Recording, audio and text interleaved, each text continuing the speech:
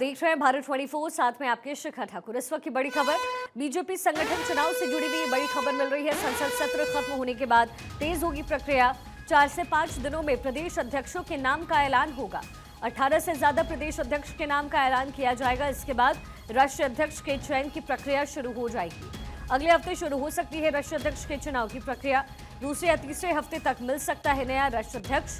ये बड़ी जानकारी। अदिति मेरे सहयोगी इस समय मेरे साथ कनेक्टेड है। अदिति, क्या जानकारी आपके पास, क्योंकि बीजेपी संगठन चुनाव को लेकर के लगातार जो है कयास लगाए जा रहे हैं। ये भी कहा जा रहा है कि राष्ट्रीय अध्यक्ष कौन होगा, इसको लेकर के सहमति अंदर खाने बन चुकी है। अदिति, शिखा, बहुत देर हो चुकी है और मुझे लगता है कि अब तो प्रक्रिया शुरू हो ही जानी चाहिए। और खास तौर पे जब 30 तारीख को प्रधानमंत्री नरेंद्र मोदी, जो भारतीय जनता पार्टी के सबसे वरिष्ठ नेता हैं, और संघ के सबसे वरिष्ठ नेता मोहन भागवत की मुलाकात हुई है। और मैं आपको अपनी खास बात इसमें बता देती हूँ। जो आपने अभी पढ़ के बताया अभी दर्शकों को, वो तो महत्वपूर्ण है ही कि उत्तर प्रदेश से लेकर 6 राज्यों के संगठन जिनके जिला अध्यक्षों की नियुक्ति 2/3 से ज्यादा हो चुकी है, तो अब प्रदेश अध्यक्षों की नियुक्ति होती है। पूरा एक प्रोसेस होता है।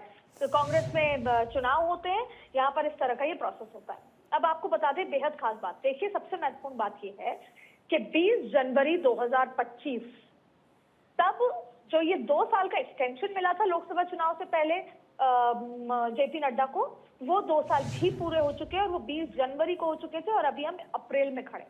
जाहिर तौर पे संगठन चुनाव को लेकर देरी हो रही है और इसकी इकलौती जो वजह है वो कहीं ना कहीं नामों पर सहमति ना होना, ना सिर्फ राष्ट्रीय अध्यक्ष के नाम पे, बल्कि उत्तर प्रदेश में कौन होगा प्रदेश अध्यक्ष, उसके नाम पे भी। अब उत्तर प्रदेश, जैसा आप बताएं कि बीजेपी संगठन चुनाव से जुड़ी बड़ी खबर है, जैसे ही सत्र खत्म होगा, यानी उसके बाद 4 से 5 दिनों के अंदर यूपी, कर्नाटक, तमिलनाडु, पश्चिम बंगाल समेत ज्यादातर बचे हुए राज्यों के प्रदेश अध्यक्षों के नाम का ऐलान होगा।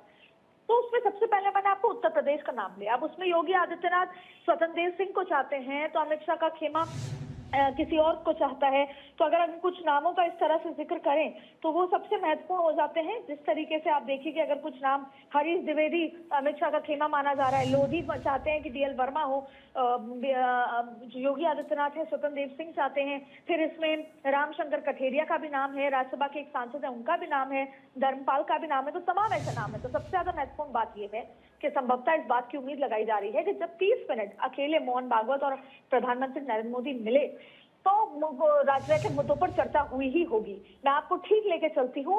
19 जनवरी जब उसके बाद जब नितिन गडकरी के राष्ट्रीय अध्यक्ष बनने और उनको एक्सटेंशन मिलने की बात थी, तब भी इसी तरीके से सरसंघचालक और लालकृष्ण आडवाणी की मुलाकात हुई थी। और अब मैं आपको लेकर आती हूँ सीधे 2025 में, जब प्रधानमंत्री नरेंद्र मोदी और मोहन भागवत की मुलाकात हुई है। तो अक्सर जब ऐसे बड़े फैसले होते हैं जिसमें रिफ्ट होता है या कुछ तरह के कोई मसले होते हैं, तब मुलाकात होती है। और यहाँ पर भी प्रधानमंत्री मोदी और उनकी मुलाकात हुई है सरसंघचालक की। अब आपको बता दें कि सबसे महत्वपूर्ण बात यही है कि उम्मीद की जा रही है कि अगले 10 दिनों के अंदर अंदर बचे हुए राज्यों के प्रदेश अध्यक्षों के नाम आएंगे और फिर 18 अप्रैल तक नाम घोषित कर दिया जाएगा राष्ट्रीय अध्यक्ष का।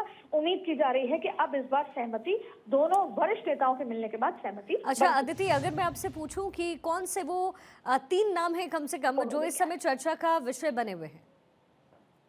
कि सबसे महत्वपूर्ण जो नाम है वो है मनोहर लाल खट्टर। वजह ये कि उस पर बीजेपी और साथ में आरएसएस दोनों की सहमति है। मनोहर लाल खट्टर आरएसएस की कार्यप्रणाली को समझते हैं। बिहार का जब प्रदेश अध्यक्ष की नियुक्ति थी तो मनोहर लाल खट्टर ऑब्जर्वर की तरफ गए थे। इसके अलावा फिर जब हाल ही में मध्य प्रदेश में जब बात हुई थी मुख्यमंत्री, तब भी वो ऑब्जर्वर की तरह रहे थे। उनको राज्यों के प्रवास के लिए भेजा जा रहा है। लेकिन अगर उनकी एक चीज की कोई कमी लगती है तो वो एक ही कमी है, वो 70 साल के हैं। और ये मैं ऐसा इसलिए कह रही हूँ क्योंकि जब नितिन गडकरी राष्ट्रीय अध्यक्ष बने थे तब वो 52 साल के थे। फिर जब राजनाथ सिंह बने तब वो 63 इयर्स के थे। उसके साथ साथ आप देखिए कि अमित शाह जब बने तो वो 49 इयर्स के थे।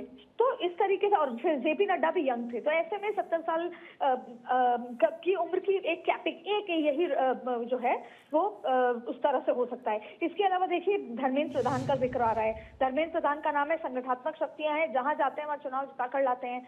और इसके बाद भूपेंद्र यादव का नाम आ रहा है। फिर अगर साउथ की बात करें तो प्रहलाद जोशी का नाम आ रहा है। तो इन तमाम नेताओं का जो जिक्र है यहाँ चल रहा है। कहा जाता है कि अगर महिलाओं की बात है तो वसुंधरा राजे का भी नाम आ रहा है।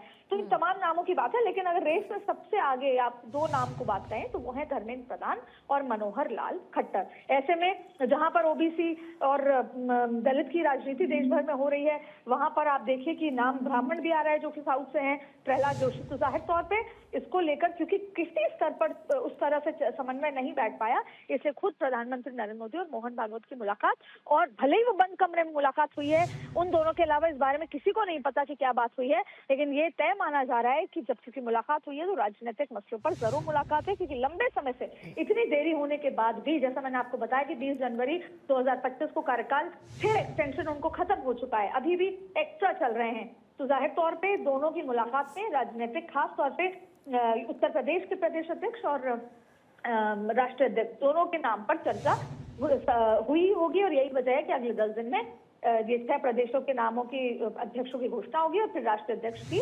चुनाव की पूरी प्रक्रिया होगी।